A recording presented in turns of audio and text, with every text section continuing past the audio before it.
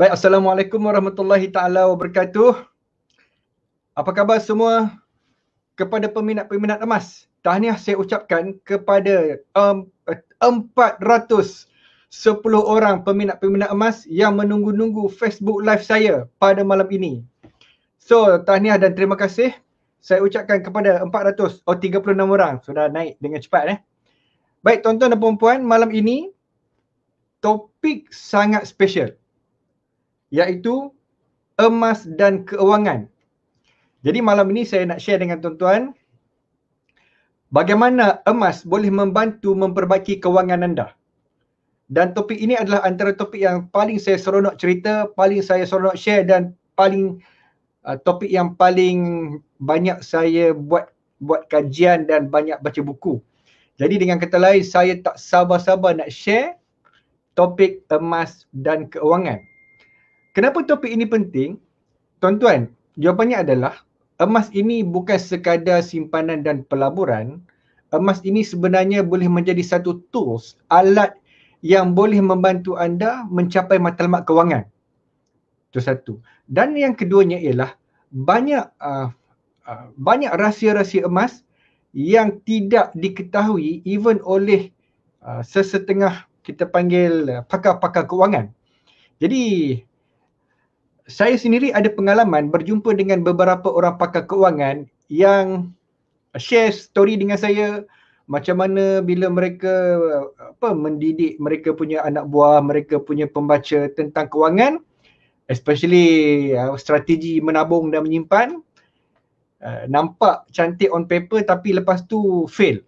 Jadi dengan kata lain, ada beberapa pakar kewangan yang share story dan saya bersembang dengan diorang dan saya cerita tentang macam mana emas ni boleh menjadi satu alat yang membantu pakar kewangan untuk share dengan diorang punya anak buah ataupun anak murid. Kejap lagi saya cerita dengan lebih lanjut, ada slide dia.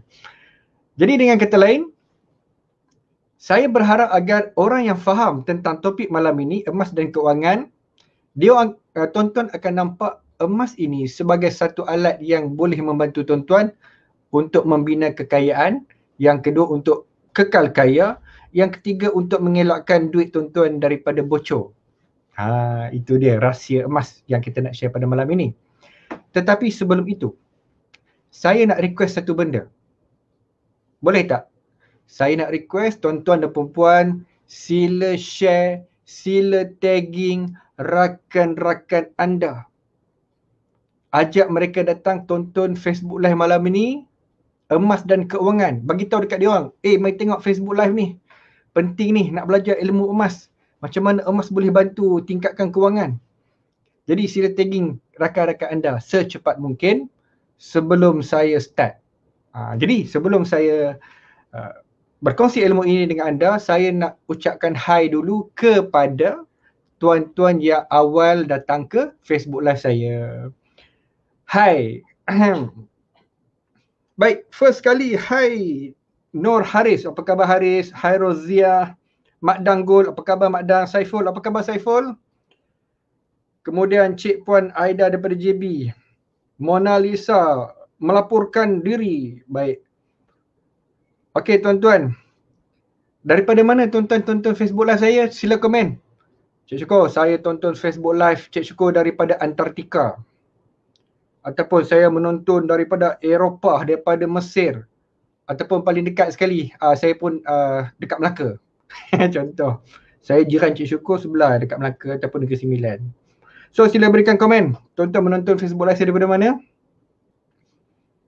Hai Nur Irina Iliana daripada Sarawak.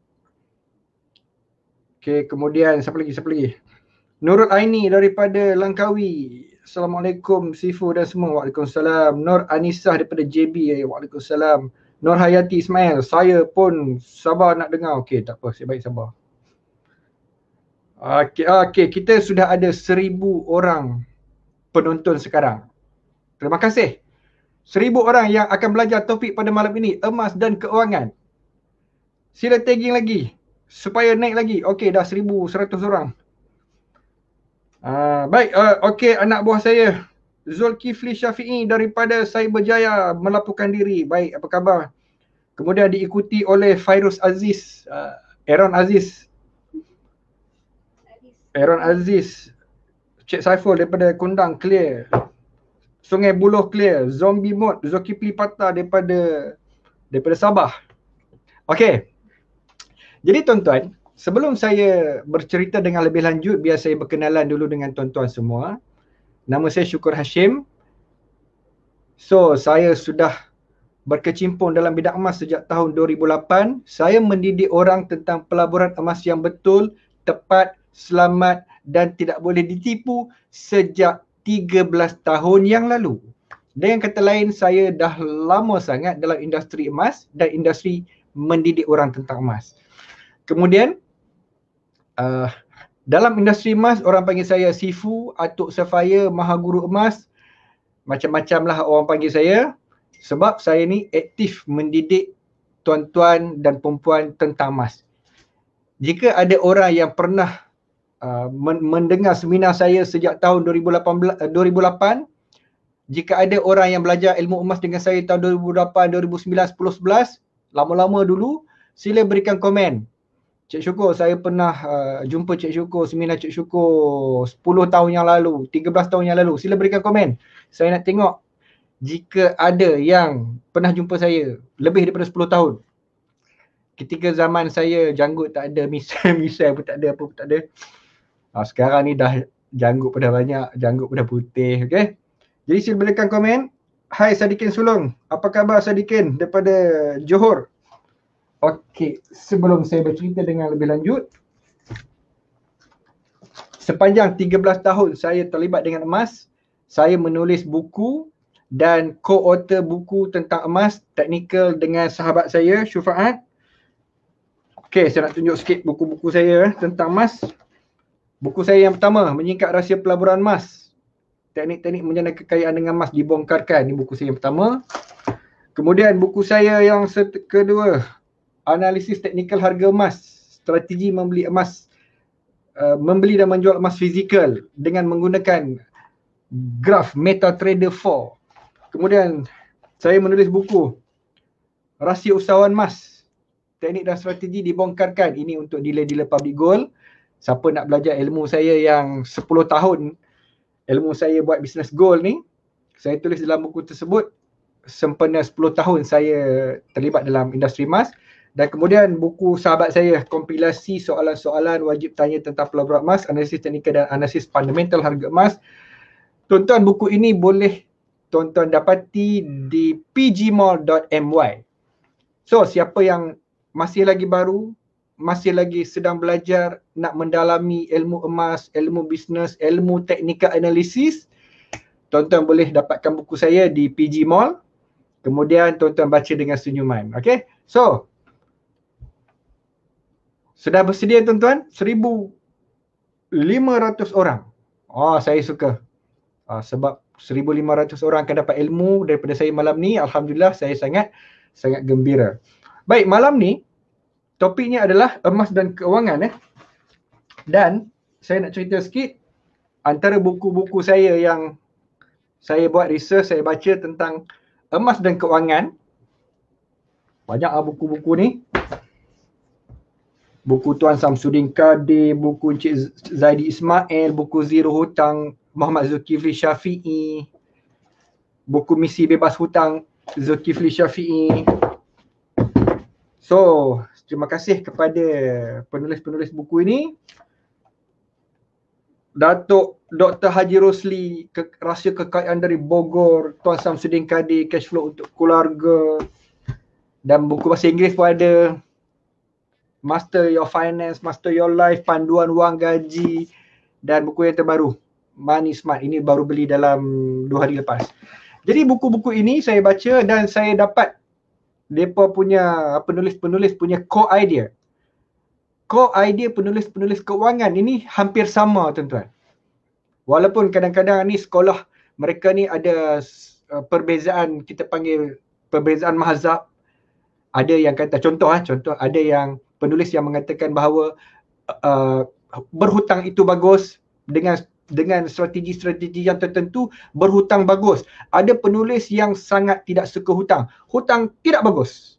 Jadi bagi kita senang saja tuan-tuan, kita baca banyak buku, kita ambil mana yang sesuai dengan personality kita. Sebab apa? Tuan-tuan kena ingat, tidak ada satu advice ataupun tidak ada satu nasihat yang boleh terguna pakai untuk semua. Especially nasihat kewangan. Tidak ada satu nasihat kewangan yang sesuai dengan semua orang. Jadi, kebanyakan daripada nasihat-nasihat kewangan itu kita perlu tailor-made. Kita perlu mengikut seseorang punya risk. Dia punya risk assessment, dia punya umur dia, dia punya tanggungan dia dan banyak lagi. Tapi dengan kata lain, bila kita banyak baca buku-buku kewangan, kita ambillah nasihat-nasihat yang sesuai dengan personality kita. So tidak ada satu nasihat yang boleh pakai untuk semua. Tetapi biasanya mereka ada general advice. Akan ada mesej-mesej tertentu yang boleh diguna pakai untuk semua. Contoh, semua penulis buku kewangan akan cakap, untuk membina kekayaan, nombor satu, tuan-tuan kena create pendapatan. Tuan-tuan kena create, cipta pendapatan. Orang yang tidak boleh mencipta pendapatan, dia tidak boleh membina kekayaan. Sebab tu, orang macam student, kalau student dia tak ada income bulan-bulan, dia cuma harap duit mak bapak dia ataupun duit PTPTN, dia nak cipta pendapatan susahlah sebab pendapatan dia terhad. Tetapi student yang buat bisnes, yang mampu cipta pendapatan, dia ada peluang untuk membina kekayaan. So, mesej dia sama, satu. Yang kedua, semua penulis-penulis buku keuangan, mereka akan cakap benda yang sama, iaitu simpan pendapatan anda. Okay? Itu mesej yang sama. Bila kita cipta pendapatan, kita kena simpan. Dia orang cakap,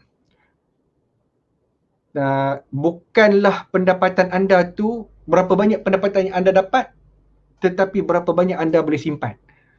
Dan kalau anda baca buku, anda dapati mereka suruh simpan antara 10% hingga 50% daripada income. Untuk apa kita simpan? Kejap lagi kita cerita.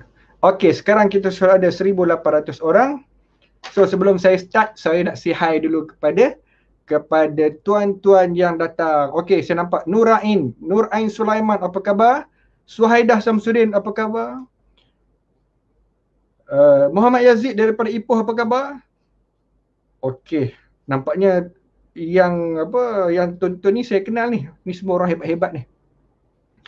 Jadi tuan-tuan, so sudah share, jangan lupa share. Sila share, suruh kawan-kawan datang ke Facebook Live saya.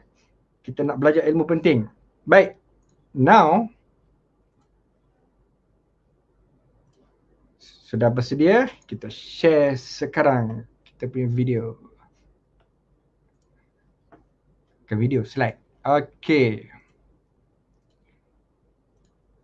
Baik. Emas dan Keuangan oleh Syukur Hashim, jutawan-emas.com. Tuan-tuan, saya tahun 2008 saya menulis blog jutawan-emas.com. Ini blog saya yang menceritakan macam mana cara buat pelabuhan emas dengan betul, tepat dan selamat dan tidak boleh kena tipu. Sekarang ni saya aktif di Facebook. Tuan-tuan boleh jumpa saya di Facebook Syukur Hashim. Okey? Dan saya sengaja letak gambar emas 100 dinar. 100 dinar ni adalah satu cerita seorang hamba Allah yang menyimpan 1 dinar secara konsisten. Ada duit disimpan 1 dinar sehingga dia dapat 100 dinar. Lepas tu dia jual dinar ini dan dia beli tanah. Ini kisah yang sangat memberikan inspirasi. Saya abadikan dalam saya punya slide. Okey, tuan-tuan. Baik. Soalan. Anda ingin meningkatkan skill pengurusan kewangan? Jika jawapan anda ialah ya, sila komen. Ya, Cik Syukur, saya ingin meningkatkan skill pengurusan kewangan. Saya teringin nak jadi expert kewangan. Saya nak mahir hal ehwal selok belok duit.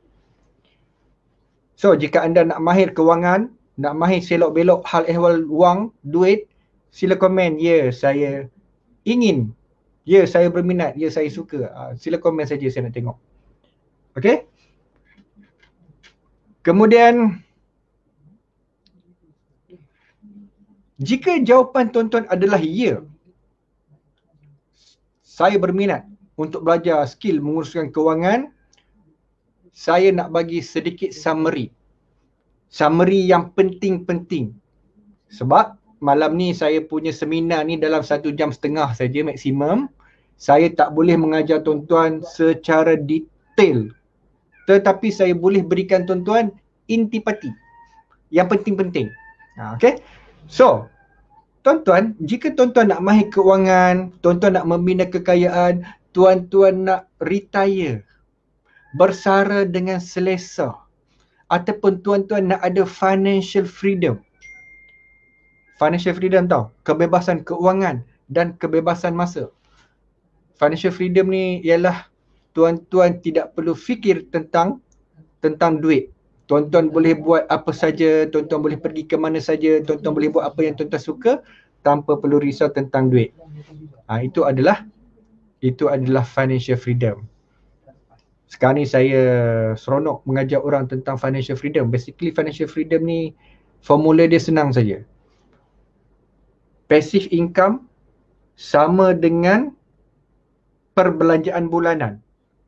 Passive income ni bermaksud income yang tuan-tuan tak perlu kerja, tak perlu jual masa untuk dapat duit, sama dengan apa yang tuan-tuan belanja setiap bulan. Jika dua-dua ni sama, maka tuan-tuan boleh berhenti kerja dah. Tuan-tuan boleh berhenti kerja, passive income akan support tuan-tuan punya lifestyle. Jadi sekarang ni saya nak mengajar orang tentang macam mana cara dapat financial freedom.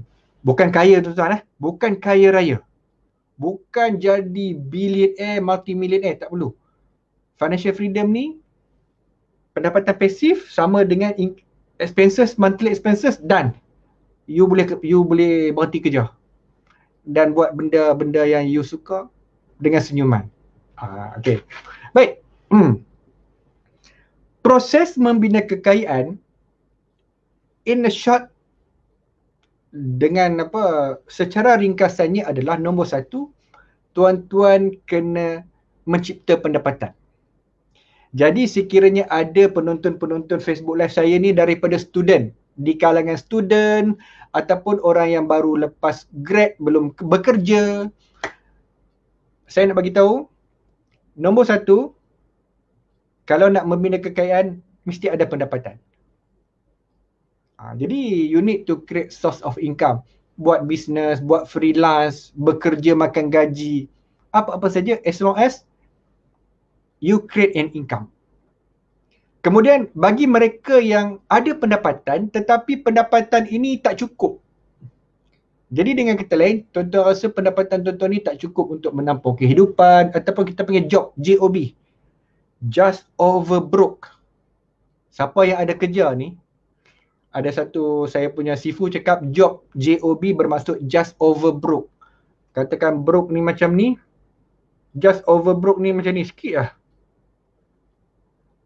Jadi kalau tuan-tuan ada income tetapi income tuan-tuan ni cukup-cukup makan, maka masalah tuan-tuan ialah tuan-tuan kena besarkan pendapatan. Besarkan pendapatan ni maksudnya kena cari jalan untuk create another income, another source, kalau Tuan Azizi Ali ni dia cakap MSI, multiple streams of income. Sebab itu, ada orang yang makan gaji, dalam masa yang sama dia buat part time business, dia jadi dealer PG ataupun dia buat freelance, tak kisahlah. Sebab itu adalah multiple stream of income, itu nombor 1. Yang kedua, yang penting, yang keduanya adalah tuan-tuan mesti berupaya menyimpan pendapatan. So, ianya bukan berkenaan berapa banyak pendapatan yang tuan-tuan ada, tetapi berapa banyak duit yang tuan-tuan boleh simpan. Dan pakar keuangan berkata, orang yang dapat banyak gaji tidak semestinya menjadi orang yang kaya. Contoh, orang yang pendapatan 5,000 dengan orang yang berpendapatan 50,000. Jadi tuan-tuan mungkin tuan-tuan rasa orang yang berpendapatan 50,000 ni lebih kaya daripada yang 5,000. Jawapannya tidak.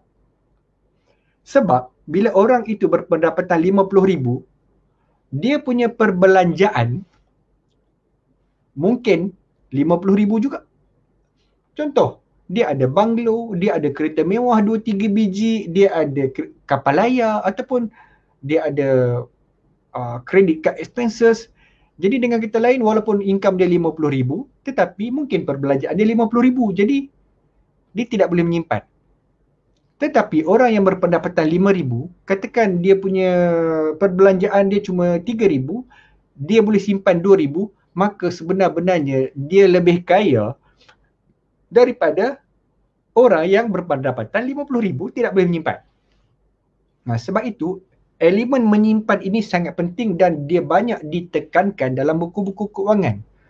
Sebab itu pakar-pakar keuangan ini sentiasa mencari jalan untuk mengajar tuan-tuan kaedah menyimpan.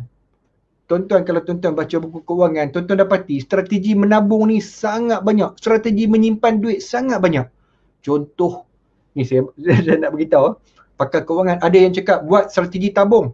Tabung hijau, tabung merah, tabung jingga. Ada yang cakap buka akaun dekat bank, jangan ada ATM card, jangan ada internet banking, tiap-tiap bulan potong, keluar masuk, tiap-tiap bulan potong, jangan ambil tahu. Kemudian teknik beregu dengan pasangan, lepas buat one to awesome, lepas tu pasangan bubuh duit dan tabung, lepas tu tuan-tuan bubuh duit dan tabung. Kemudian strategi menabung ikut hari, strategi menabung ikut minggu, strategi menabung ikut hari Jumaat. Dengan kata lain, sebenarnya sama je tuan-tuan. Apa saja strategi, tujuan dia adalah untuk tuan-tuan menabung duit. Tapi kaedah tu pelbagai. Pasal apa? Pasal manusia ni mungkin dia perlukan banyak strategi menabung. Jadi banyak sangat pakar-pakar kewangan ni bagi tahu strategi menabung. Tetapi ada ketikanya strategi menabung itu tidak efektif, tidak menjadi. Sebab apa? Sebab dia tidak selari dengan fitrah manusia. Sebagai satu contoh, ni saya nak bagi tahu contoh sebenar. Saya pernah bertanya kepada audiens seminar saya cakap, katakanlah tuan-tuan belajar satu strategi daripada pakar keuangan, cara terbaik untuk menabung adalah buka satu akaun bank yang tuan-tuan tidak ada ATM card, tuan-tuan tak ada internet banking, buku bank pun, dapat buku bank, sembunyi pos dekat kampung, tuan-tuan tak nampak apa-apa, kemudian tiap bulan tuan-tuan buat potongan. Buat potongan daripada gaji, masuk ke dalam bank account ini yang tuan-tuan tak ada buku bank, tak ada internet banking. Jadi tuan-tuan potong secara, kita panggil apa? Auto potong lah. Setiap bulan potong secara konsisten. Jadi saya cakap dari segi teori memang betul, tuan-tuan potong duit, tuan-tuan tak tengok. Kemudian saya tanya dekat peserta seminar saya cakap manusia dia ada satu fitrah, iaitu curiosity, ingin tahu. Manusia ni dia punya curiosity ni sangat-sangat tinggi, dia nak tahu. Saya cakap berapa tahun tuan-tuan boleh buat potongan, tak ambil tahu, tak tengok langsung akaun tersebut? Berapa lama tuan-tuan boleh tahan tak tengok? So saya pun dapat jawapan lah. Cik Syukur, mungkin setahun kot. Cik Syukur, mungkin 2 tahun. Habis tu lepas 2 tahun nak buat apa? Dia kata lepas 2 tahun saya nak pergi tengok juga, ada tak ada duit ni. Jadi dengan kata lain, walaupun strategi ni adalah potongan automatik, tak perlu ambil tahu, tetapi sebab manusia ni curiosity, nak tahu. Tuan-tuan, 2 tahun. Paling lama saya pernah dengar jawapan, Cik Syukur saya boleh buat teknik ni 2 tahun. Lepas tu saya mesti nak pergi tengok juga. Selamat ke tak selamat duit aku ni? Masuk ke tak masuk duit aku ni? Jadi tuan-tuan saya tanya, okey kalaulah 2 tahun tuan-tuan pergi tengok juga, mengendap duit ni ada berapa, sekali tengok duit dah ada 50,000. Contohlah potong-potong 2 tahun ada 50,000. Sebelum ini tak tahu kata ada 50,000 buat potongan saja. Tutup mata. Tapi sebab nak tahunya pasal 2 tahun pergi tengok ada 50,000, lepas tu dalam otak dia dah tengah imagine. Aku dah ada 50,000 ni. Tuan-tuan, apa jadi? Dia cakap, cik syukur kalau saya tahu saya ada 50,000 ni, saya tak boleh tidur. Saya tengah fikir ni, aku ada duit ni. Apa benda aku boleh buat ni dengan 50,000? Jadi dengan kata lain, teknik yang diajar tu walaupun nampak macam yes cantik, tak perlu ambil tahu buat potongan automatik, tetapi dia berlawanan dengan fitrah manusia. Jadi teknik macam ni dia tak boleh menang. Sebab tu kalau tuan-tuan belajar tentang teknik-teknik simpan duit yang tidak selari dengan fitrah, kok mana pun nanti tuan-tuan nak juga mengendap, tengok juga duit. Lepas tu bila dah nampak duit banyak, kepala pusing. Okay, so itu adalah antara benda yang saya belajar daripada pakar kewangan. Baik, yang ketiganya adalah tuan-tuan bila dah simpan duit dah banyak, waktu tu tuan-tuan kena belajar melabur. Tapi sebelum tu saya nak tengok komen dulu sebab cerita ni menarik. Okay, ada orang komen, long key 6 bulan je tok, tu sebab saya ubah cara dengan simpan emas. Muhammad Saifuddin, hari ni simpan, esok keluar balik. Okay, saya nak tengok. Korek jangan tak korek. Okay. Arul Ridwan, ada 2 tempat saja yang saya tak ambil tahu. Unit Trust, Manulife dan Tabung Haji. Bagus lah Arul Life. Sekarang ni cakap tak nak ambil tahu, tapi ke depan 2 tahun, 3 tahun, 4 tahun lagi, wallahualam bisawab. Tuhan saja tahu jawab. Okay. Baik. Now, saya nak beritahu dekat tuan-tuan, kenapa kalau kita nak uruskan keuangan, okay, tuan-tuan nak uruskan keuangan, tuan-tuan nak kembangkan keuangan, kenapa simpan duit perlu menjadi keutamaan? Okay? Sebab yang pertama sekali adalah tuan-tuan perlu dana kecemasan. Benda pertama yang disebut oleh pakar keuangan dalam mana-mana buku ialah tuan-tuan mesti simpan dana kecemasan. Sebab langit tidak selalu cerah. Ada ketikanya mendung, ada ketikanya tuan-tuan akan ditimpa musibah, tuan-tuan akan mendapat malapetaka yang tidak disedari dan tuan-tuan perlukan duit. Jadi kalau tuan-tuan tidak menyimpan, jadi bila berlaku kecemasan, tuan-tuan tidak ada dana, maka tuan-tuan terus automatik akan jatuh susah. Sesiapa yang tidak ada dana kecemasan, bila berlaku kecemasan, dia akan jatuh susah. Sebab itu, pakar keuangan menyarankan tuan-tuan simpan minimum 3 bulan gaji, 6 bulan gaji, sehingga ada yang cakap setahun kena simpan. Jadi tuan-tuan, saya malas nak tanya. Sebab saya tahu jawapan dia, tuan-tuan pun kalau saya tanya tuan-tuan, ada tak orang yang simpan setahun dana kecemasan? Cik syukur jika saya hilang pendapatan, saya boleh survive setahun. Ada orang yang boleh survive setahun, tapi majoriti kalau ikutkan research daripada Bank Negara, rakyat Malaysia tidak menyimpan duit dana kecemasan. Ramai tak simpan. Okay. Yang kedua, belian besar.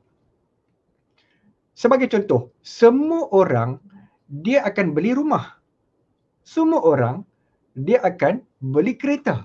Dua benda ini adalah belian besar yang memerlukan down payment yang sangat banyak. Sebab itu jika tuan-tuan tidak menyimpan, tuan-tuan tidak boleh letak down payment rumah. Tuan-tuan tidak boleh letak down payment kereta. Nak tak nak kena simpan. Yang ketiga, membina kekayaan. Nak melabur, nak buat bisnes, perlukan modal. Modal yang paling senang, menyimpan. Simpan, korek duit simpanan dulu. Bukannya buat loan. Buat loan ni susah tuan-tuan. Bank tengok itu, tengok ini. Jadi, simpan.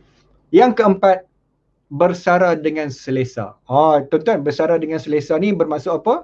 Bermaksud sekarang ni tuan-tuan yang mana kerja makan gaji, tuan-tuan ada income, tetapi bila sampai umur bersara, tuan-tuan terpaksa berhenti, income tuan-tuan jadi kosong. Bila income jadi kosong, tuan-tuan tidak lagi dapat income, tetapi tuan-tuan terpaksa menarik duit daripada KWSP ataupun duit saving, sehinggalah tuan-tuan meninggal dunia. Jadi jika tuan-tuan tak kira betul-betul, tuan-tuan nak bersara umur, let's say lah, umur 60, Tuan-tuan nak hidup lagi sampai umur 85. So, 25 tahun tuan-tuan akan tarik duit ke WSP, tuan-tuan tarik duit simpanan. Kalau salah kalkulat tuan-tuan, silap-silap 5 tahun tuan-tuan tarik habis duit tuan-tuan. Lepas tu tuan-tuan bersara dengan tidak selesa. Sebab itu ada masalah yang kita nampak orang yang pencen terpaksa kerja jadi Pak Gad. Jadi Pak Gad pasal apa? Pasal nak cari income. Tuan-tuan kalau boleh janganlah orang kata apa, dah habis usia bersara terpaksa kerja lagi. Itu nanti hidup kita tidak selesa. Okey. Baik, saya nak baca sikit komen. Komen tuan-tuan ni best. Azkina Ramli, saya selalu mengendap duit kat tabung haji. Azkina, saya awak bukan seorang saja mengendap. Ramai lagi orang yang ada akaun tabung haji, dia selalu mengendap. Dan mengendap duit ni benda yang normal. So jangan risau. Normal. Kemudian, saya nak bagi satu contoh. Saya nak bagi satu contoh sebenar tuan-tuan. Sebelum saya tahu tentang emas, saya tahu tentang emas umur saya 30 tahun. Sebelum saya tahu tentang emas, saya adalah staff di Universiti Multimedia. Saya kerja makan gaji dekat universiti. Saya dapat gaji yang stabil. Saya ada increment tiap-tiap tahun. Saya dapat bonus tiap-tiap tahun. Dan saya dapat saham Telekom ESOS. So 9 tahun kerja. Tuan-tuan, saya nak beritahu satu berita sedih. 9 tahun saya kerja dekat universiti tu, saya tak tahu duit saya pergi mana. Saya tak tahu bonus saya pergi mana. Increment saya pergi mana pun saya tak tahu. Apa benda yang aku beli 9 tahun kerja? Gone. Sebab apa? Sebab waktu tu saya tak belajar ilmu keuangan. Bila dapat duit, belanja. Pasal apa? Saya ingat, bulan depan dapat lagi duit. Dapat bulan depan, belanja. Tak kisahlah pasal apa, bulan depan dapat lagi duit. Tuan-tuan, itulah kehidupan saya dulu. Sampailah tuan-tuan saya tahu tentang emas. Waktu itu kehidupan saya berubah tuan-tuan. Antara benda yang mengubah kehidupan saya adalah emas. Sebab bila saya beli emas, pegang, saya rasa seronok. Lepas tu ada duit lagi, saya beli lagi emas, saya simpan. Dan saya boleh pegang, tengok seronok. Jadi saya simpan banyak emas dan perak, saya kumpul. Sehinggalah mak saya di Pulau Langkawi, mak saya ajak buat rumah. Dia telefon, Syukat, ni mak ada tanah ni, jom buat rumah. Mak saya ajak buat rumah. Lepas tu mak saya cakap, Syukat, ni kalau nak buat rumah ni kena bagi cash. Tak boleh buat bank loan sebab ni tanah mak. Tanah mak, geran tu tak ada, geran atas nama mak, so tidak boleh buat loan bank. Jadi saya jual emas dan perak saya, dapatlah 6 figure juga. Dan saya bagi dekat mak nak duit, buatlah rumah. Jadi mak saya buatlah rumah. So saya dah ada rumah satu yang saya bayar cash, asbab saya menyimpan emas dan perak.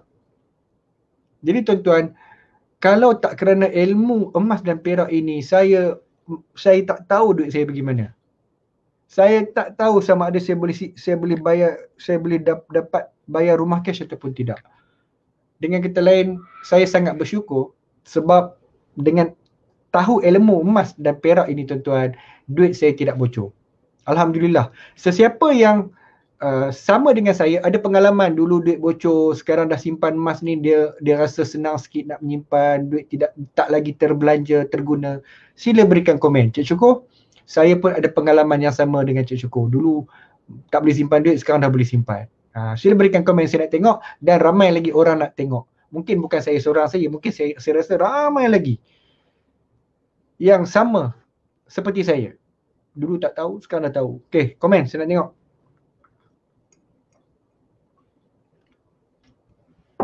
Okey. Jadi tuan-tuan, formula keuangan, ingat, berapa banyak pendapatan yang anda dapat, tetapi berapa banyak yang anda mampu simpan. Saya dulu kerja kat Universiti Multimedia, stabil. Gaji setiap bulan, bonus setiap tahun, stabil, duit banyak, dapat saham. tapi tak reti nak simpan duit. Jadi dengan kata lain, pendapatan stabil, bonus banyak mana pun, tak pandai simpan, tak boleh bina kekayaan. So tuan-tuan, kalau gaji kecil ke gaji besar ke, ingat benda ni bukan berapa banyak pendapatan anda, tapi berapa banyak yang anda mampu simpan. Baik, sekarang tuan-tuan akan bertanya, Cik Syukur, berapa banyak nak simpan?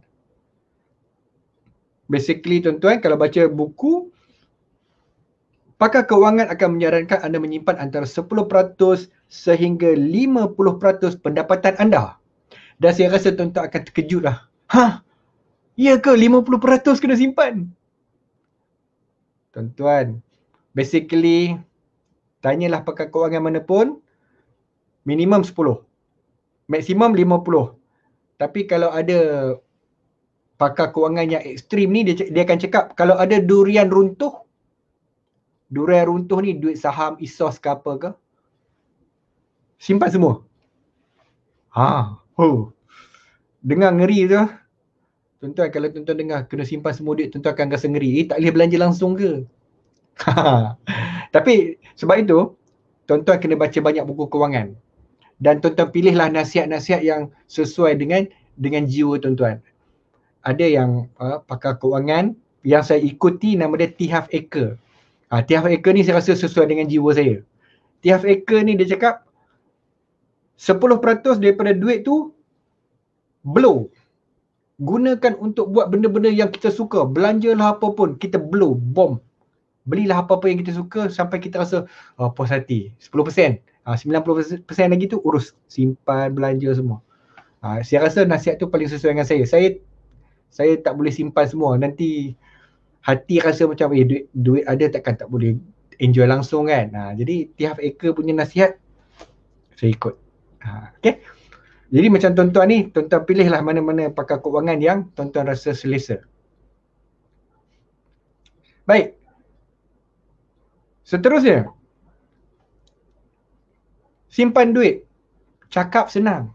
Buat bapak punya susah. Okey, antara benda yang menarik tentang pengurusan kewangan, membina kekayaan ni adalah ilmu tersebut kita dah tahu. Tuan-tuan, ilmu simpan duit, mak kita dah cakap lama dah. Saya percaya mak kita ni selalu cakap, simpanlah duit, ada duit simpan, ada duit simpan.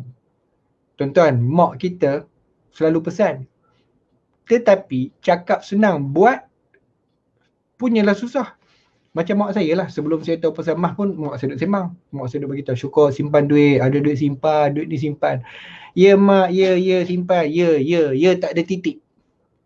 Ya tak ada titik ni maksudnya ya tak jadi lah. Ada kalau mak saya tahu, dia pulas telinga saya lah. Waktu zaman dulu lah, zaman kerja MMU dulu. Mak dah. Jadi tuan-tuan, sebenarnya ilmu kewangan simpan duit ni cakap senang, tapi bila nak buat susah. Kenapa? Kenapa susah? Sebabnya duit senang bocor. Duit bocor sebab 3 perkara. Yang pertama, fitrah.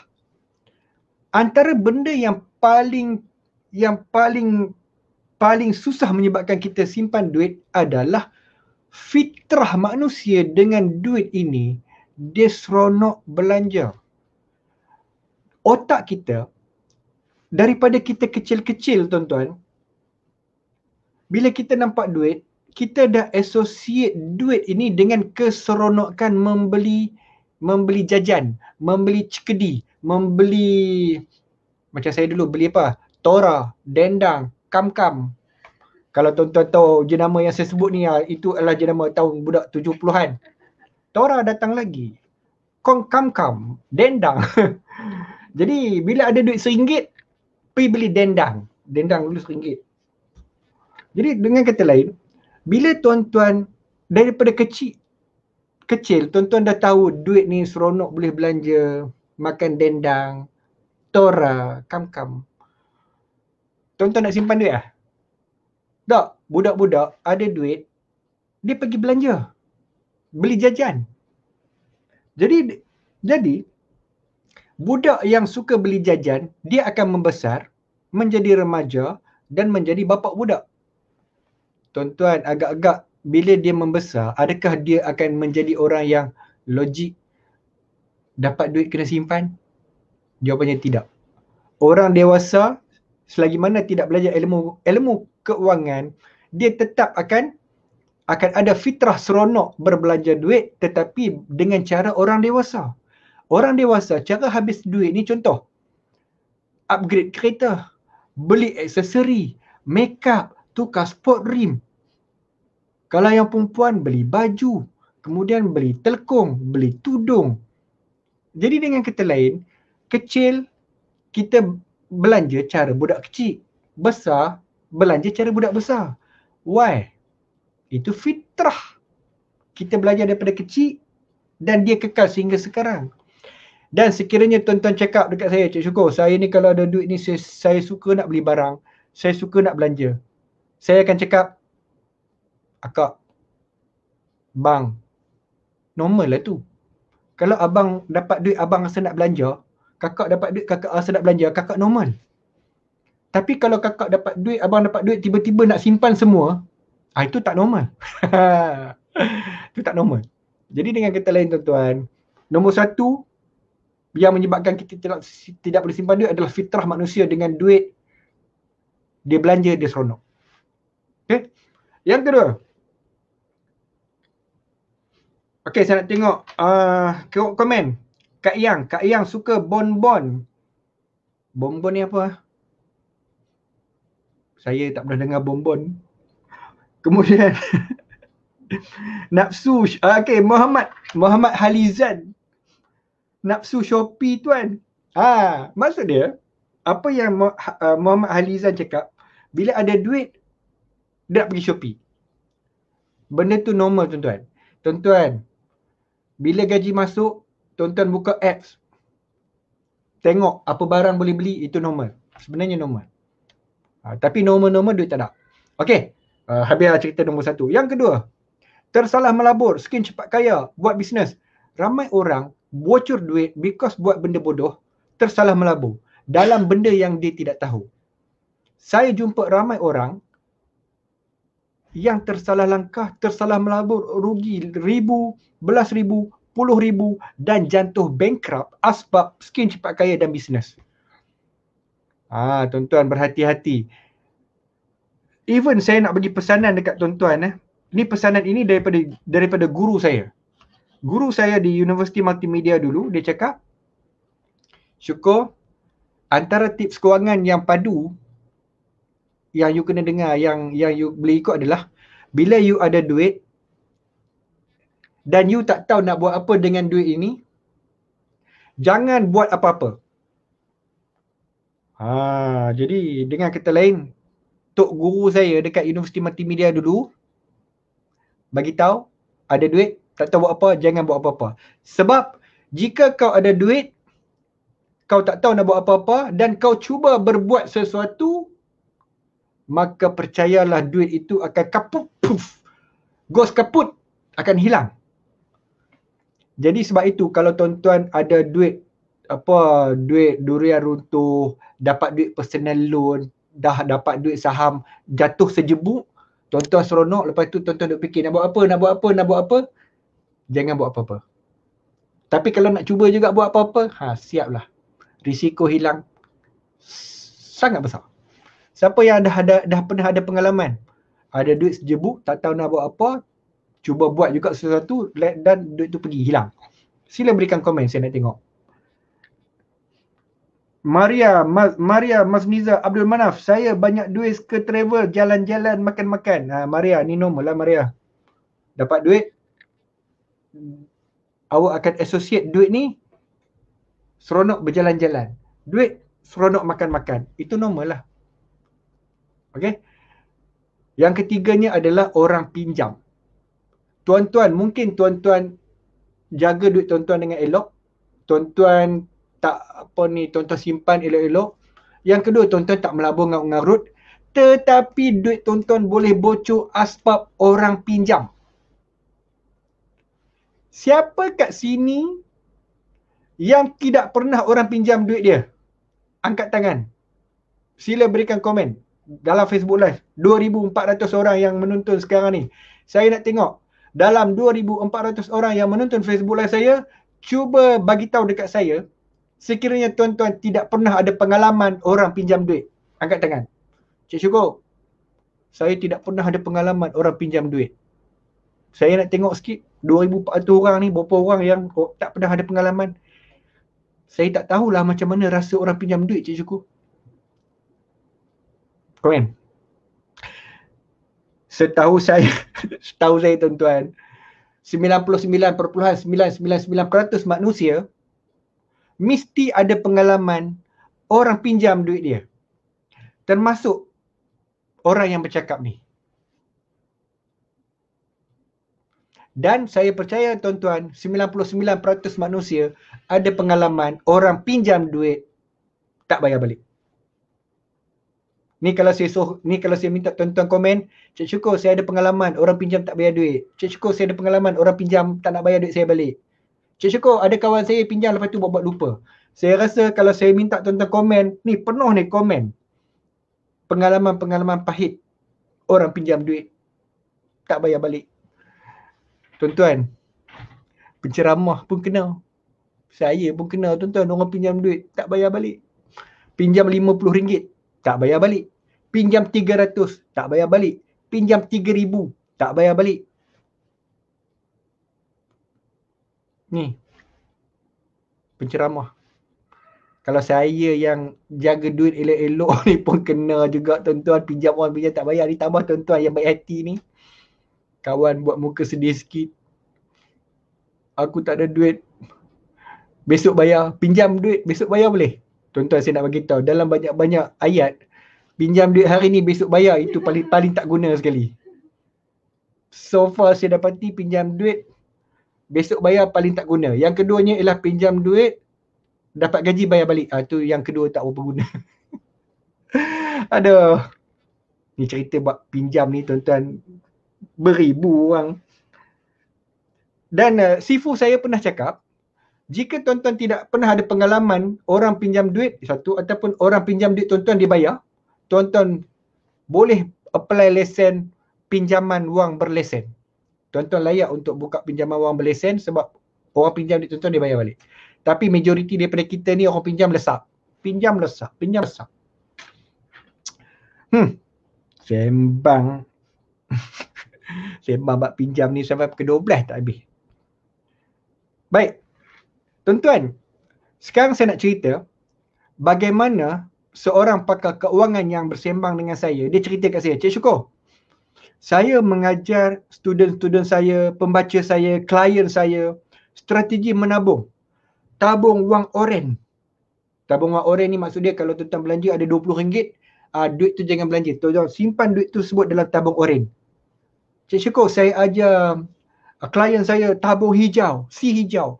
Belanja dapat duit hijau, jangan belanja. Duit hijau simpan masuk tabung. Dia kata, klien saya ni boleh ikut. Tabung si hijau, si oren. So masuk. Lepas tu bila duit tu dah banyak, bila dia buka tabung, dia tengok, dia kira-kira, wah, si hijau ni ada 3,000. Sebelum tu tak kira. Dapat hijau masuk, tak pernah kira kan, tak pernah ambil tahu. Tapi bila buka tabung, kira ada 3,000. Tuan-tuan tahu tak apa jadi dekat 3,000 tu? Si hijau 3,000 itu menjadi sofa. Tahu sofa? Kerusi sofa? Sofa so good, pernah dengar? Lepas tu klien tu bagi tahulah dekat pakar kewangan ni, tuan, saya dah ikut dah panduan tuan cakap, simpan si hijau. Tapi bila buka-buka ada 3,000, saya tak tahan, saya beli sofa. Jadi dengan kata lain, pakar kewangan ni cerita kat saya. Saya dengar tu saya gelak.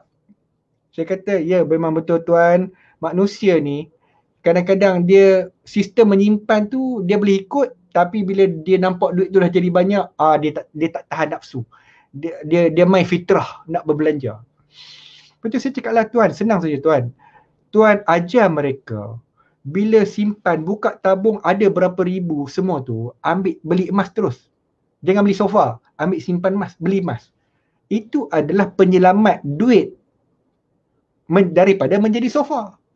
Jadi tuan, saya kata tuan ajar mereka simpan emas. Kalau tuan tak ajar, berkemungkinan besar hijau ke oren ke merah ke, nanti dia jadi sofa, dia jadi motor, dia jadi sporting kereta. Kan boleh percaya. Okey, bila saya cakap benda macam tu dekat pakar kewangan ni, baru dia cakap, betul juga tuan. Sebenarnya bila ada duit ni, dia kena tukar jadi emas. Barulah selamat duit ini daripada menjadi sofa. Okey. Kajar Nazimuddin. Saya tabung oren tukar jadi cat kereta baru. Baru saya cakap ada bukti hidup yang sedang komen, Cik Syukur. Tabung duit dia tu jadi cat macam-macam lah tuan-tuan. Okay. So, jadi tuan-tuan, untuk memperbaiki belajar ilmu keuangan, first kali ubat duit bocor, tukar duit jadi emas. Berdasarkan pengalaman saya, inilah satu-satunya ubat yang boleh merawat masalah duit bocor. So far saya dapati ini ubat yang paling ampuh, paling berkesan untuk orang yang ada masalah duit bocor. Tuan-tuan tengok duit tu berapa banyak, tukar jadi emas, pegang dalam tangan. Contoh pernah saya punya customer ada 60,000, dia tukar jadi 250 gram. Saya kata, ni 60,000 ni, okay, 65,000 masa tu, kalau tak 65,000, 64,000. Saya cakap, tuan, kalau tuan pegang 64,000 ni, tuan fikir nak beli tu, nak beli ni, semua nak guna, nak pakai. Tapi tuan tengok bila ada 250 gram dalam tangan, apa rasa? Dia rasa seronok, Cik Syukur. Rasa nak simpan. Betul. Emas ni, dia punya association dengan otak kita adalah simpan.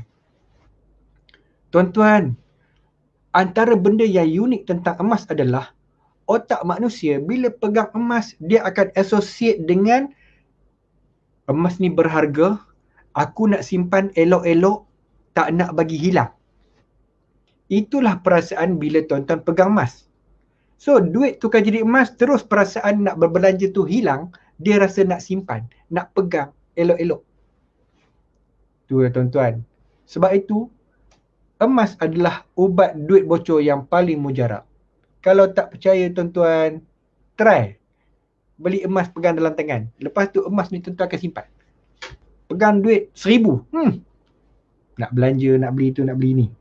Okey. Kemudian, seterusnya. Kenapa? Tadi saya sudah cerita. Yang pertama, fitrah manusia dengan emas nak simpan. Tuan-tuan tengok gambar yang saya letak ni.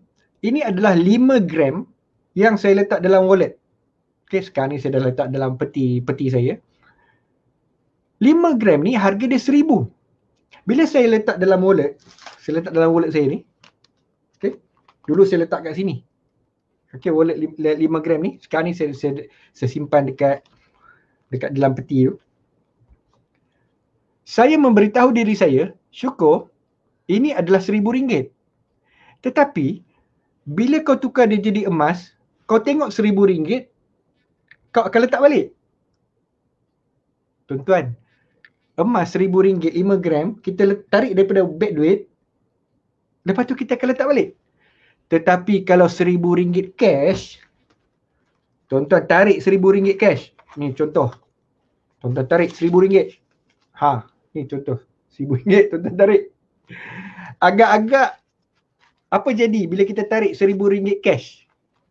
Tuan-tuan tarik RM1,000 cash ni macam-macam jadi. Jadi Pizza Hut, jadi KFC, jadi ngarut-ngarut. Kalau RM1,000 cash. Tapi RM1,000 dalam bentuk emas, letak balik. Selamat duit tuan-tuan RM1,000 sebab dia jadi emas. Jadi sebab itu saya suka untuk tuan-tuan simpan 5 gram ini sebagai satu signal bahawa bila kita tengok RM1,000, sekarang ni dah lebih lah, dulu RM1,000 je, sekarang dah lebih. Okay, bila tuan-tuan tengok emas RM1,000, tuan-tuan boleh letak balik. Tapi kalau tuan-tuan tengok duit RM1,000, tarik habis, hilang. Barang siapa yang tidak percaya apa yang saya cakap, cuba try. Kadang-kadang saya nak cakap kat tuan-tuan benda yang tuan-tuan tak pernah buat ni, tuan-tuan tak faham. Kecuali tuan-tuan buat dulu, baru tuan-tuan akan faham kenapa saya cakap begitu. RM1,000 dalam bentuk emas, kita boleh tahan tengok, kita suka, kita simpan balik. Okey. Ada orang komen, Faiz Dahrin, kalaulah RM1,000 ni dalam wallet, tarik jadi apa? Jadi sofa. Okey, macam-macam jadi. Baik, yang kedua, fitrah manusia dengan emas nak kumpul banyak-banyak. Okay. Untuk tuan-tuan yang tidak faham, betul ke Cik Syukur, manusia ni fitrah dengan emas dia nak kumpul banyak-banyak? Tuan-tuan start dengan sebiji dulu emas. Baru tuan-tuan akan faham apa yang saya cakap. Untuk mereka yang tidak pernah simpan emas fizikal dalam tangan, tuan-tuan akan cakap, ya ke simpan emas ni nak kumpul? Ya ke Cik Syukur? Tuan-tuan start dengan 1 dulu. 1 gram, kalau tuan-tuan start dengan 1 gram, tuan-tuan akan start menyimpan 1 gram saja. Jika tuan-tuan start dengan 1 dinar, tuan-tuan akan rasa nak simpan 1 dinar saja. Jika tuan-tuan start dengan 5 dinar, tuan-tuan nak 5 dinar saja. Jika tuan-tuan simpan 10 dinar, tuan-tuan nak simpan 10 dinar saja. Apa yang tuan-tuan start simpan, itu yang tuan-tuan akan terpengaruh untuk kumpul. Pelik tuan-tuan emas ni. Jadi untuk mereka yang tidak pernah simpan emas, tuan-tuan tidak akan faham apa yang saya cakap. Tetapi jika tuan-tuan pernah simpan 1 dan tuan-tuan nak kumpul 2, 3, 4, tuan-tuan sila berikan komen. Saya nak tuan-tuan yang faham apa yang saya cakap ni, tuan-tuan tolong komen. Cik Syukur, saya dulu pernah simpan 1 dinar, tiba-tiba saya teringin nak beli 2 dinar, 3 dinar, 4 dinar, 5 dinar, 6 dinar. Dan sekarang ni saya dah jadi pengumpul dinar tegak. Cik Syukur, saya ni dulu start dengan 1 gram. Gold card 1 gram, lepas tu saya beli lagi 1, beli lagi. Sekarang ni saya dah ada berapa puluh ribu. Saya pernah jumpa orang yang simpan 1 gram, jongkong emas tu 1 gram, RM60,000. Dia ketagih simpan 1 gram. Tuan-tuan bayangkan 1 gram dalam berapa ratus, 200 lebih je. Tetapi sebab dia dah start simpan, lepas tu dia akan buat album, dia akan simpan dalam album dia akan cuba penuhkan album, dia nak simpan lagi sampailah lama-lama 1 gram tu bernilai dia RM60,000. Berapa ratus keping, saya pun tak tahu, tak ingat. Jika tuan-tuan orang yang demikian ada pengalaman simpan emas 1 terus kumpul banyak-banyak, sila komen. Saya nak tuan-tuan komen supaya orang lain boleh baca. Supaya orang lain tahu bahawa apa yang saya sebut ini bukan rekaan Syukur Hashim, tetapi memang betul berlaku kepada diri tuan-tuan. Sila komen. Okay. Kenapa saya tahu? Sebab dia jadi kat saya. Saya dulu suka simpan 20 gram. Ada duit beli 20 gram. Ada duit beli 20 gram. Ada duit beli 20 gram. Lala sekali 20 gram saya ada sekilo. Aduh.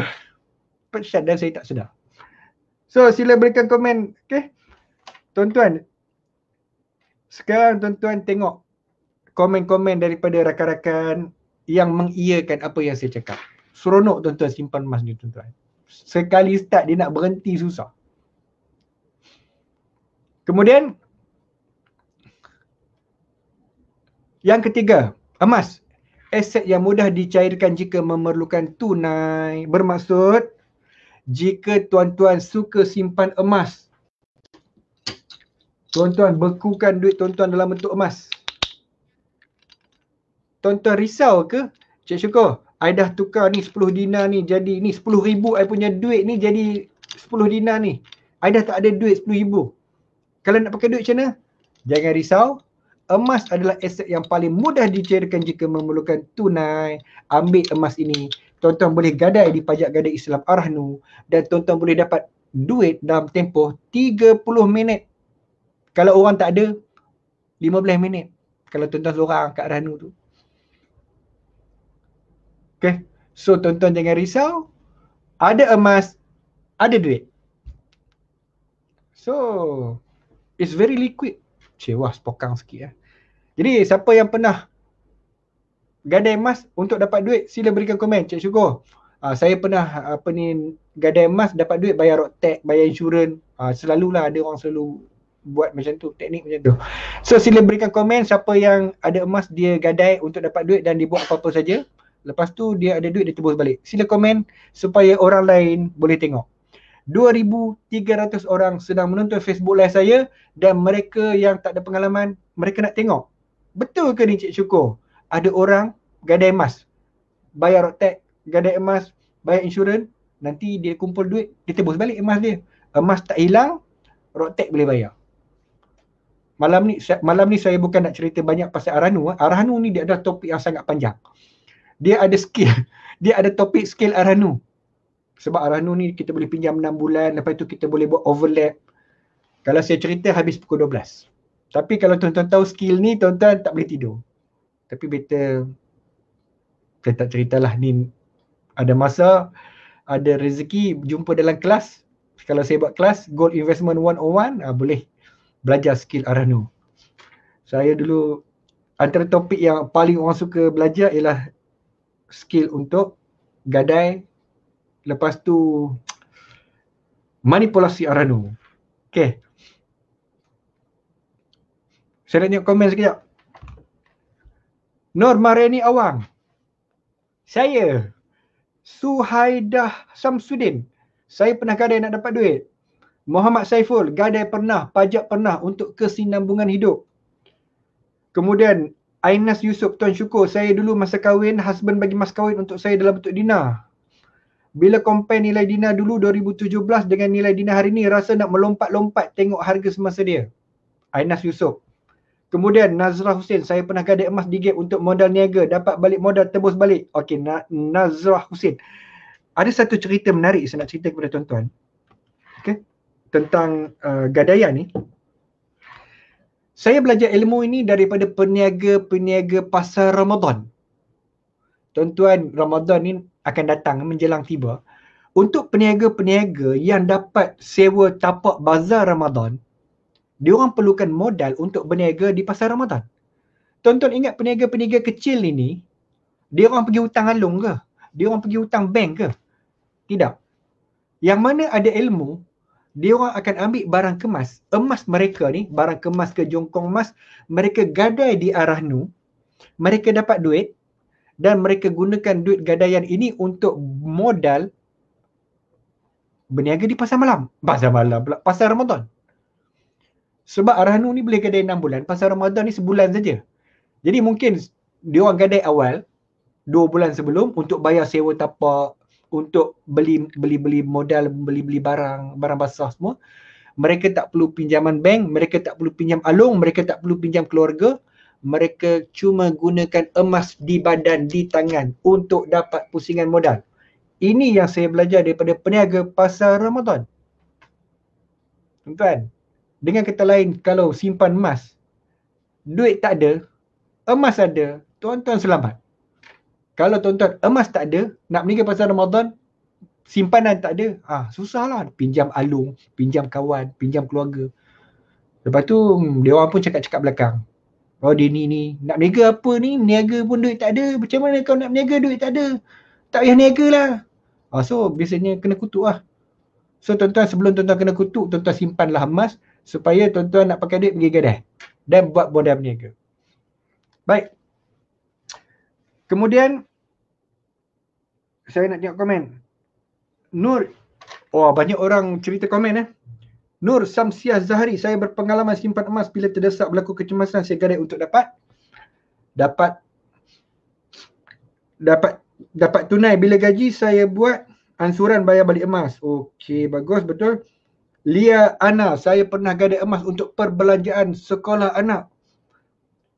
Nur Kuzaini, saya gadai emas untuk deposit 2 rumah. Sekarang gadai emas lagi untuk bisnes ladang kelapa. Nur Kuzaini. Saya nak cerita sikit rahsia tuan-tuan. Ada satu rahsia Arhanu yang tuan-tuan tak tahu. Orang yang simpan emas, dia pergi Arhanu, dia pergi pinjam, sebenarnya bukan orang yang tidak ada duit. Dulu, orang selalu ingat orang yang pergi gadai emas ni orang yang tak ada duit, orang yang susah, sengkek. Tuan-tuan, sebenarnya salah. Orang yang pergi gadai emas tu ialah orang yang berduit. dia ada banyak duit, dia ada banyak aset, cuma aset dia adalah emas. Jadi dengan kata lain, dia punya aset dah jadi emas, dia pergi gadai, dapat duit berbelas ribu, berpuluh ribu, dia beli, dia buat down payment rumah. Saya punya dealer gold saya, dia seorang doktor veteran, doktor dekat Melaka. Doktor ni punyalah banyak dia simpan aset dalam bentuk emas, sehingga kan bila dia nak beli satu tanah yang ada pokok gaharu, dia dapat offer, ada orang nak jual tanah ni nak pakai duit urgent.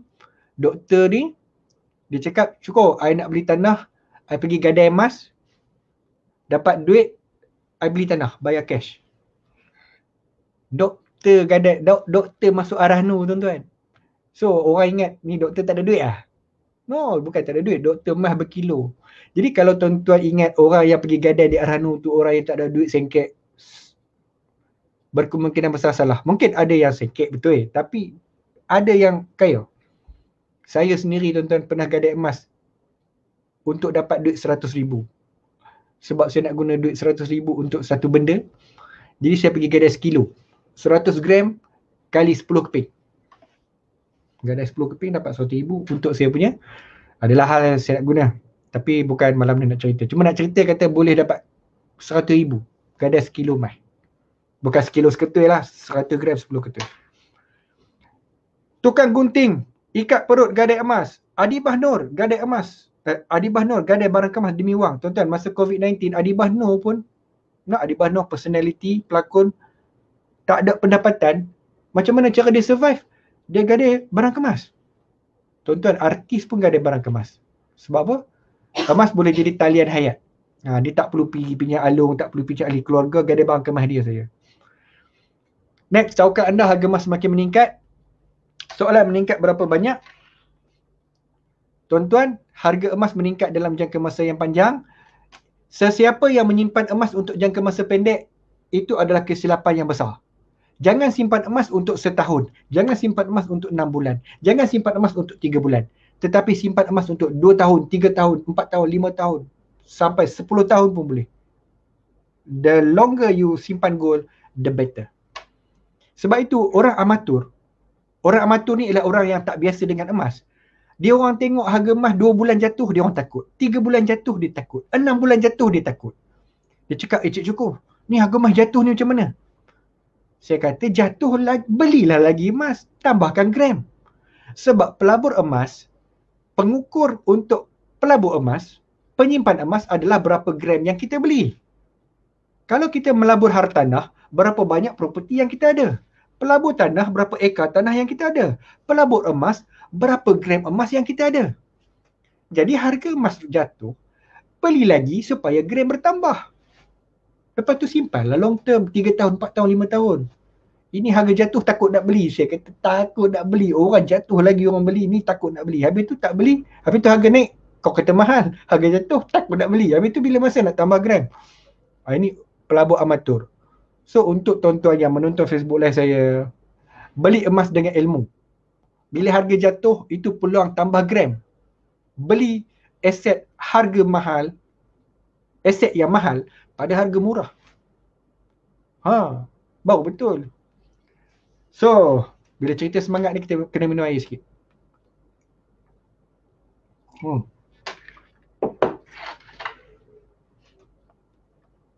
Baik. Kemudian, salah faham tentang emas. Cik Syukur, emas mahal lah. Dulu emas RM30, sekarang harga 200 lebih. Yalah, dulu zaman mak saya RM30. Sekarang mana ada dah, sekarang ni dah mahal. Tuan-tuan, sebenarnya emas ni mahal kalau tuan-tuan beli sekilo. Tetapi, untuk pengetahuan tuan-tuan, emas ni boleh dibeli dengan modal yang kecil. Serendah RM100, tuan-tuan boleh menyimpan emas. Jangan ingat emas ni kena beli ribu-ribu, belas ribu, puluh ribu. No. 100 boleh simpan emas. Lepas tu simpan secara konsisten. Ada modal lebih, tambah gram. Jangan ingat emas mahal. Emas mahal kalau beli sekilo. Beli yang tak payah mahal-mahal. Beli account gap, RM100 dah boleh start. So, Apa tunggu lagi tuan-tuan? Bila dah ada ilmu, start dengan nilai RM100. Kalau ada modal lebih, beli lebih pun tak apa. Kemudian, komen dah naik banyak. Wah, saya kena baca. Okey. Baik. Saya dah cerita bab dah sampai bab aset mahal, ada orang masih lagi cerita bab Arhanu Bank, ada Secresitos. Okey, saya harap orang yang pernah gadai sila tolong jawab pertanyaan kawan-kawan. Gadai emas kat bank ni kena Secresitos? Ya, ada Secresitos, tetapi boleh gadai di tempat yang bukan bank. Pejabat pos bukan bank, koperasi bukan bank, tak masuk Secret, tak masuk Sitos, tak masuk debt service ratio. Ni saya cerita, kalau saya cerita Arhanu ni pukul 12 baru habis. Kesimpulan, saya berharap topik ini akan membuka minda anda mengenai keistimewaan menyimpan emas menyebabkan pemiliknya bertambah kaya. Jadi tuan-tuan, sekiranya tuan-tuan menyimpan emas dengan ilmu, percayalah cakap saya tuan-tuan, tuan-tuan akan bertambah kaya, tuan-tuan akan bertambah berharta. Sebab apa? Simpan emas ni dia adalah menyimpan kekayaan yang selari dengan fitrah. Kalau tuan-tuan saya, Cik Syukur, kenapa Cik Syukur cakap simpan emas bertambah kaya, bertambah berharta? Sebab tuan-tuan, simpanan emas ini adalah simpanan yang selari dengan fitrah. Fitrah manusia tuan-tuan, dia suka emas. Bila dia pakai barang kemas, satu dia nak beli lagi. Contoh, orang perempuan. Tuan-tuan heran, kenapa dia beli barang kemas dia nak beli lagi? Dia beli, lepas tu dia akan beli lagi. Rantai, gelang, cincin, subang. Rantai, gelang, cincin, subang. Kenapa dia beli? Kenapa dia kumpul emas? Sebab fitrah. Orang yang beli emas seketul, kenapa dia nak tambah 2, 3, 4, 5, 6, 7?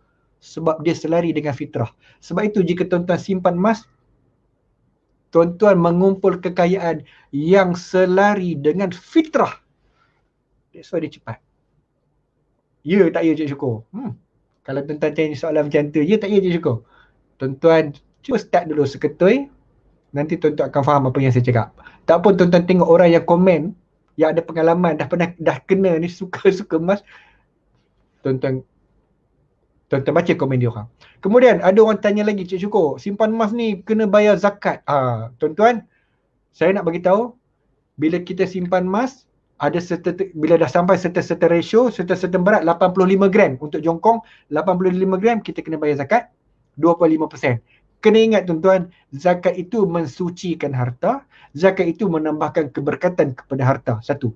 Yang kedua, tuan-tuan sebenarnya bukan setakat emas, tuan-tuan simpan duit pun cukup setahun dalam akaun cukup setahun dalam akaun, cukup certain quantity, duit juga kena zakat. Tapi yang bestnya adalah, orang simpan emas, dia particular bab zakat. Tapi orang simpan duit, belum tentu dia particular, dia ingat zakat. Itu kelebihan emas sebenarnya tuan-tuan. Tuan-tuan beringat. Simpan duit berpuluh ribu tak ingat. Padahal duit pun kena zakat juga. Okay, so Zulkarnain Ibrahim Syihir emas. Okay, sebenarnya jawapan tu dalam Quran. Saya selalu cakap, dalam saya punya Facebook live yang lepas, kenapa simpan emas ini kita rasa seronok ketagih? Sebenarnya Allah Ta'ala dah jawab dalam surah Ali Imran ayat 14. Dijadikan indah kepada manusia, kesukaan kepada benda-benda yang diingini nafsu, iaitu perempuan-perempuan dan anak pinak, harta benda yang banyak, berpikul-pikul dari emas dan perak. Jawapan ni adalah dalam Quran.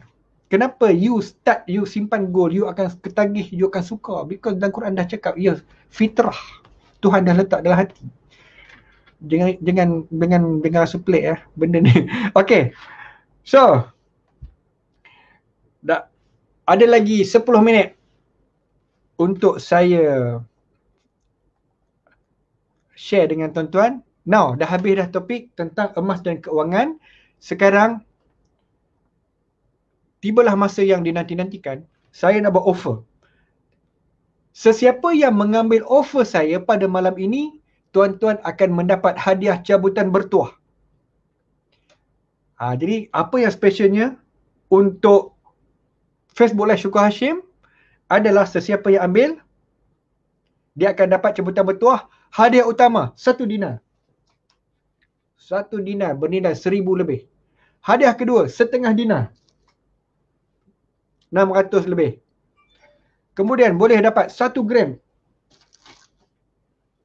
1 gram gold bar. Kemudian PG Jewel earring, Aurorus earring.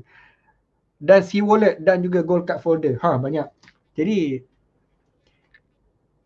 gembira betul, happy betul. Dah malam ni offer menarik. Dapat pula cabutan bertuah. So, saya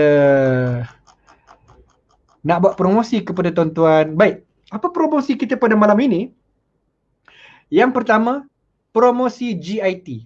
Untuk pengetahuan tuan-tuan sekalian, Public Gold menawarkan promosi Gold in Transit pertama di Malaysia, yang mana tuan-tuan boleh beli emas dekat Public Gold dan emas ini akan dihantar ke alamat anda, ke rumah anda, ke office anda dengan berinsurans oleh courier service. Jadi dia sangat easy dan convenient. Sekarang ni zaman gold rush, terlampau ramai orang beli emas tuan-tuan. Tuan-tuan kalau pergi kat office Public Gold nak queue beratur, mungkin ambil masa berjam-jam untuk ambil emas.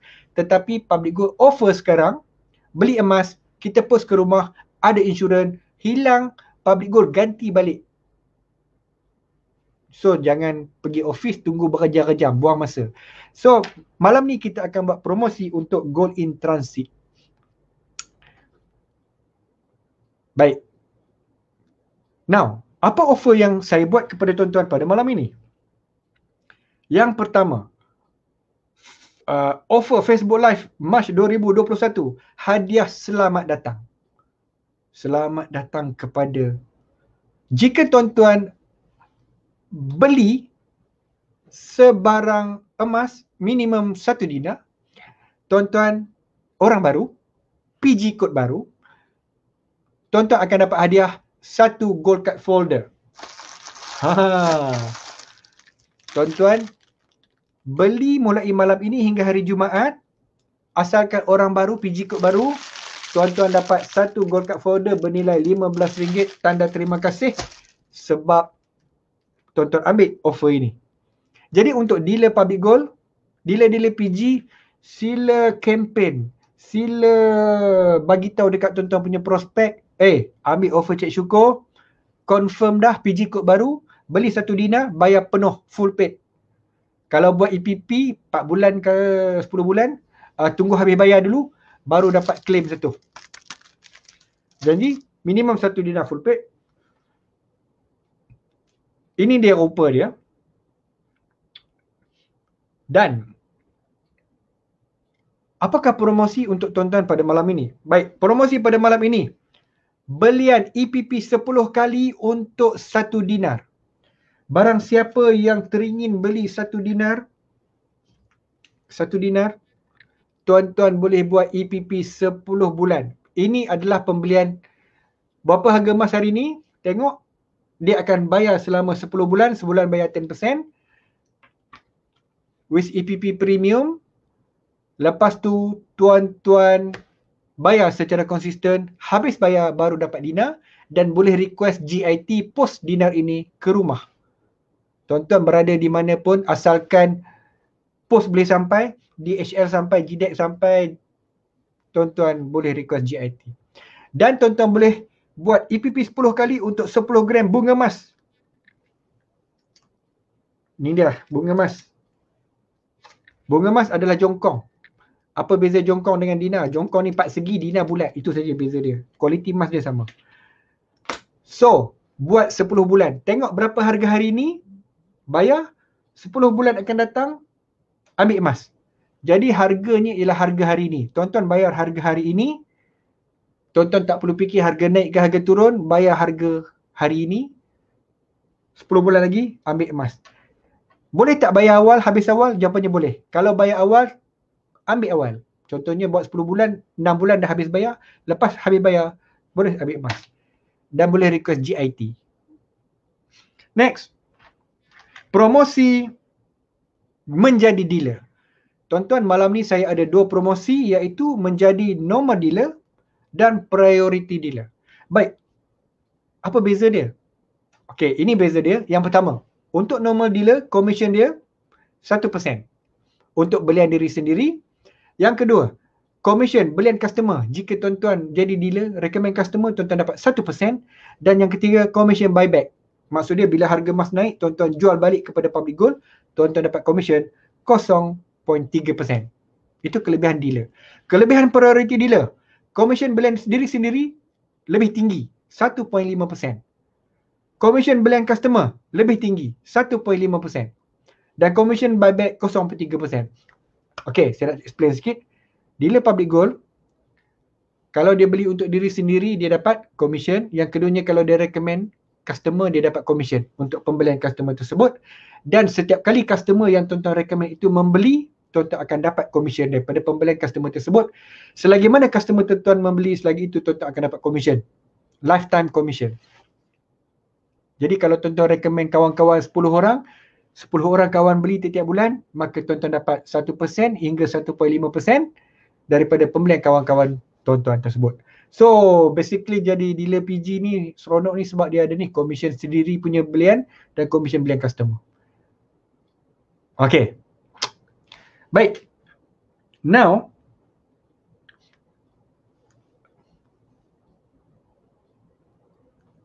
promosi GIT. Baik. Saya nak cerita sikit secara mendalam apa maksud promosi GIT. Sekarang ni tuan-tuan, kalau tuan-tuan beli emas dekat public gold dengan berat 20 gram, maksimum 20 gram, kalau dinar maksimum 5 dinar, maka tuan-tuan cuma bayar RM10 kos GIT. Kita panggil shipping fees dan insurans. RM10 sahaja dan public gold akan hantar ke rumah tuan-tuan dengan kurier. Berinsurans. RM10. Tuan-tuan bayangkan betapa jimatnya, sebab tuan-tuan bayar RM10, tuan-tuan cuma tunggu di rumah, emas sampai. Tunggu dengan senyuman. Tak payah buang masa pergi office public gold, buang masa berapa jam menunggu dengan orang ramai queue lagi. Saya pun sekarang ni tunggu emas sampai kat rumah saya je. Saya tak pergi office public gold, ramai orang kat sana. Okey, kemudian untuk Sabah dan Sarawak RM15. RM15 Sabah Sarawak, up to 20 gram ataupun 5 dinar. Tuan-tuan, sangat murah tuan-tuan. Ini promosi yang tak boleh cakap tuan-tuan. Memang best, selamat dan juga memudahkan kehidupan tuan-tuan. Baik, apakah promosi untuk menjadi normal dealer? Untuk menjadi normal dealer, kita ada beberapa promosi. Yang pertama, beli 5 dinar. Boleh mix. Apa maksud dia? Tuan-tuan boleh beli 5 dinar sekeping, ataupun tuan-tuan boleh pilih untuk beli 1 dinar 5 keping. 1 dinar ni 5 ketui. 5 dinar seketui, ikut suka tuan-tuan. Boleh buat 10 bulan. 10 bulan bayar. Dan mesti menggunakan GIT. Maksud dia, tuan-tuan lepas habis bayar, tuan-tuan request untuk public gold post ke rumah tuan-tuan dengan senyuman. Tak payah datang office. Cik Syukur dah habis bayar 5 dinar, boleh tak bila nak datang office? Tak payah. Bayar RM10, public gold hantar ke rumah. Senang. Okay? Mesti guna GIT. Yang kedua, beli 20 gram bunga emas. Boleh buat EPP 10. Kemudian mesti guna GIT, bayar RM10. Yang ketiga, beli barang kemas PG Jewel RM3,000. Yang ni dah memang akan dipost ke rumah. Beli dekat PG Jewel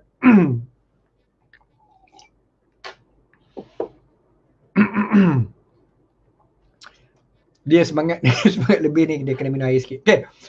Dan tuan-tuan kena campur Westcard RM200. So jadi dealer ni dia campur Westcard. Westcard ni wajib beli RM200. So tuan-tuan dah jadi normal dealer. Kemudian promosi untuk priority dealer, beli 10 dinar. Boleh mix. Contoh 5 dinar 2 ketui. Ni 10 dinar. Ataupun beli 1 dinar 5, 1 dinar 5, 5 dinar 1. Boleh mix, campur-campur ikut suka tuan-tuan. Dan boleh buat EPP 10 bulan dan mesti menggunakan GIT. Maksud dia post ke rumah. Dan saya nak beritahu, kalau beli 10 dinar ni, dia tak boleh beli 10 dinar seketui. 10 dinar seketui tak boleh beli sebab insurans cuma cover untuk maksimum nilai 5 dinar. Jadi kalau tuan-tuan nak beli 10 dinar, mesti beli 5 ataupun mix. Jadi Public Good akan buat 2 shipment. Public Good akan buat 2 post. Tuan-tuan akan dapat 2 courier. So dia akan berinsurans satu-satu. Okey, yang kedua, beli 40 gram bunga emas boleh mix 10 gram 4 ketui ataupun 20 gram 2 ketui dan mesti menggunakan GIT. Public Good akan hantar dekat tuan-tuan 2 shipment, 20 gram 20 gram. Yang ketiga, beli PG Jewel RM5,000 dan campur Westcard RM200. Kemudian untuk mereka yang nak beli Marvel Fantasy Combo, ini untuk orang yang nak beli 12 keping. Ini rupa dia. Kita panggil Marvel Fantasy Combo 12 keping. Tuan-tuan boleh jadi dealer. Berapa banyak nak beli? Beli satu set 12 keping, jadi normal dealer. Harga dia RM4,200, campur Westcard 200. Ataupun tuan-tuan beli 2 set 24 keping, jadi priority dealer. RM8,400, campur Westcard dan mesti buat GIT, Gold Internship. Semua sekarang ni promosi GIT. Dan cabutan bertuah. Sesiapa yang mengambil peluang untuk ambil Facebook Live saya, cabutan bertuah 1 dinar 5 cabutan, 10 gram bar 10 entry, normal dealer 50 entry, priority dealer menang 100 entry untuk cabutan bertuah. Dan ini hadiah dia. Okey. Kemudian ada orang tanya, kalau nak mix 5 dinar campur 20 gram bunga emas boleh tak? Amira Syazana. Okey, dia nak mix dinar dengan ni. Okey, boleh. Boleh PM belakang. Janji. Ni kena arrange belakang. Okey. InsyaAllah boleh lah. Baik. Tawaran ini bermula daripada 23 hari bulan 3 2021 hari ini Selasa sehingga 26 hari bulan 3 2021 hari Jumaat. Selasa, Rabu, Khamis, Jumaat. Tuan-tuan ada masa 4 hari. Baik. Saya nak bagi satu tips. Tuan-tuan, jika gaji tuan-tuan akan dapat lebih daripada 26 hari bulan, tetapi tuan-tuan berminat untuk ambil grab promosi ini, tuan-tuan jangan risau. Tuan-tuan boleh order dulu pada 26 hari bulan. Order saja dulu 26 hari bulan. Nanti gaji masuk mungkin 30 hari bulan, tuan-tuan boleh bayar. Okey. So untuk mereka yang gaji dia selepas 26 tetapi berminat, jangan risau. Order dulu, lock 26 hari bulan hari Jumaat, bayar minggu depan. Bila gaji masuk. Nah, sebab saya selalu dapat soalan, Cik Syukur, gaji saya masuk 26 gaji saya masuk 30 hari bulan Cik Syukur, tapi saya minat ni tawaran habis 26 macam mana ya? Saya jawab siap-siap. Booking dulu dalam tempoh promosi. Bayar kemudian. Next week bayar. So menjawab persoalan, okey? Sekian, terima kasih. Okey tuan-tuan.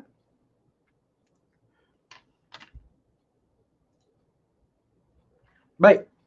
Sekarang dah habis promosi. Sekarang saya nak tengok muka tuan-tuan. Jadi untuk 2,200 orang yang masih bersama dengan saya, jika tuan-tuan terlepas kapal, saya Syukur Hashim. Saya dah 13 tahun terlibat dengan MAS dan saya menulis 4 buah buku. Saya cerita, siapa yang nak belajar pasal MAS, ini 4 buku saya. Oh, okey ha. Siapa yang nak belajar ilmu emas, tuan-tuan boleh belajar dengan membaca buku saya dan dapatkan di pgmall.my. Lepas tu baca, dapat ilmu yang banyak. Kemudian yang kedua, jika tuan-tuan terlambat menonton, jangan risau. Facebook Live ini saya tidak akan delete. Tuan-tuan boleh menonton kembali siaran ulangan. Dan tibalah masa yang dinanti-nantikan. Sekarang tiba masa untuk lucky draw. Saya nak buat lucky draw untuk mereka yang ambil offer saya pada bulan lepas, dan kita akan buat lucky draw sekarang untuk mencari pemenang. Sudah bersedia? Sila komen. Cik Syukur, saya ambil offer Cik Syukur bulan lepas. Saya nak tengok adakah saya menang pada bulan ini. So, now kita share screen untuk lucky draw. Jeng.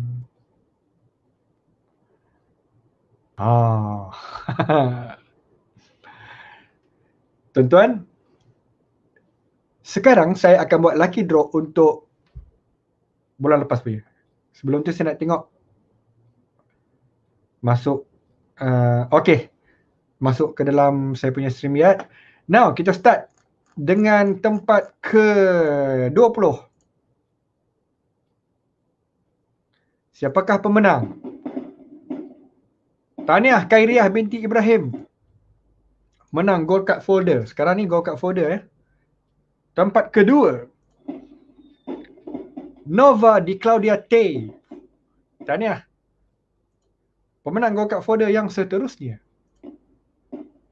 Jurina binti Jalil. Tahniah. Gold card folder yang seterusnya, Muhammad Haris bin Abdul Halim. Tahniah Cik Muhammad Haris. Seterusnya, Suryani binti Idrus atau Muhammad. Tahniah. Seterusnya, gold card folder jatuh kepada Nur Atirah.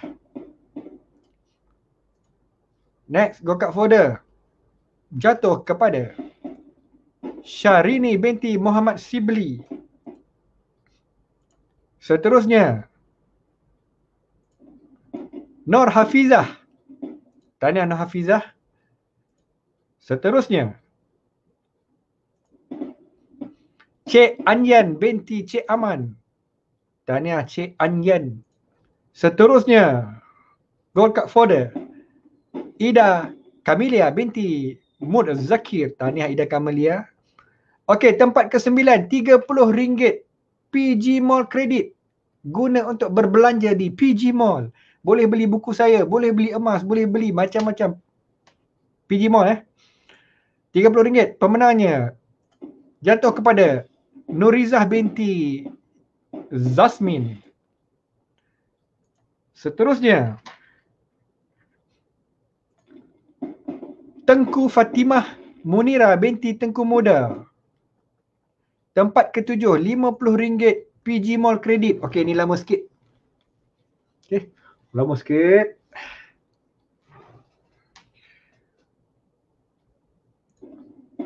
Tahniah Muhammad Firdaus bin Azmi. Tempat ke-6, RM88 PG Mall kredit. Hui, RM88. Sono shopping. Muhammad Farkan. Tahniah Muhammad Farkan. Tempat ke-5, RM100 PG Mall kredit. Muhammad Ashraf bin Abi Manaf. Tahniah Muhammad Ashraf. Dapat RM100. Sekarang tempat ke-4, Aurozes Earring. Siapakah pemenang Aurozes Earring? Tahniah kepada Dewi. Dewi menang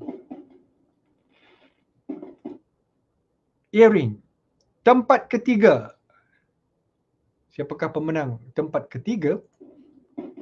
Lili Wati. Tahniah. Saya gembiralah sebab pemenangnya ialah orang perempuan, wanita. Jadi dapat boleh pakai subang. Now, tempat kedua, pemenang 1 gram LBMA Bullion Bar. Ini rupanya. Tahniah kepada Nurul Syahadah binti Isam. Menang 1 gram. Tempat pertama, gold, public gold setengah dinar. Mana setengah dinar? Okey, ini dia setengah dinar. Ini lama sikit. Siapakah pemenang setengah dinar harga 600 lebih? Baik. Tahniah kepada Wan Sumayah binti Wan Nawan. Dan grand prize 1 dinar berharga 1000 lebih-lebih. Siapakah pemenang grand prize ini?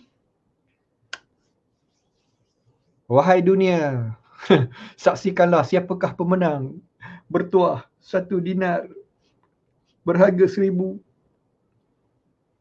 Kalau menang ni tak tidur jawab dia. Seronok. Baik. 5, 4, 3, 2, 1. Stop. Tahniah. Pemenangnya Sri Rahayu binti Ishak. Alhamdulillah, tahniah. Saya dapati malam ini ialah malam bertuah untuk gegadis-gegadis, untuk ladies, untuk wanita.